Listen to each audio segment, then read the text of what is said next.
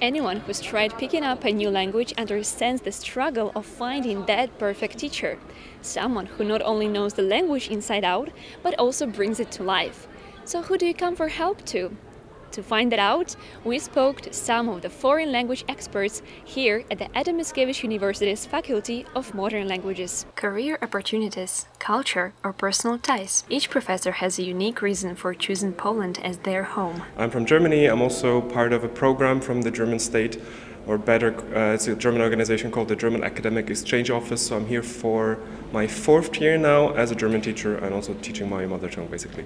I first of all just came for a year because there's a program of the German Academic Exchange Office which basically sends assistants throughout all of Europe, throughout all of the world for 1 year to teach German as their mother tongue. In 1989 I came and I spent 2 weeks in the little town of Człuchów, where I was doing, in the morning we would do like karate for actors, some ballet exercises, and then we would do some theatre theory, and then in the evening we would have like a kind of a rehearsal, and at the end of the 2-week theatre camp we actually put on a performance for the local people. What are the biggest advantages for students learning a language from a native speaker? So I think the biggest advantages are firstly the accent, that we can hear the native accent from the native speakers, and also they can show us their culture, which is also very useful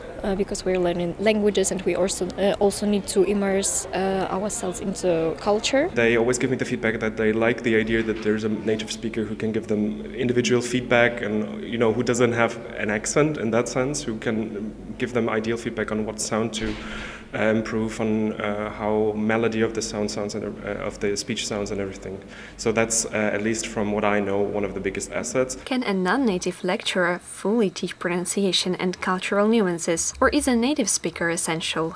I think it's good to have a balance. I think the Polish teachers and the native speaker teachers kind of balance one another out or kind of we supply slightly different things to our students, and I wouldn't want there to be a kind of monoculture of native speakers because we're in Poland and I like my Polish colleagues. Should universities always prioritize native speakers for language courses? Being a native speaker doesn't automatically mean that you're good at teaching this language. So if I can see this at other universities, at other places all over the world, that sometimes they have native speakers as a teacher who have some kind of different training. Let's say, for example, a different kind of philology or different kind of studies, and they just need to learn all that material, like the didactics of the language and so on.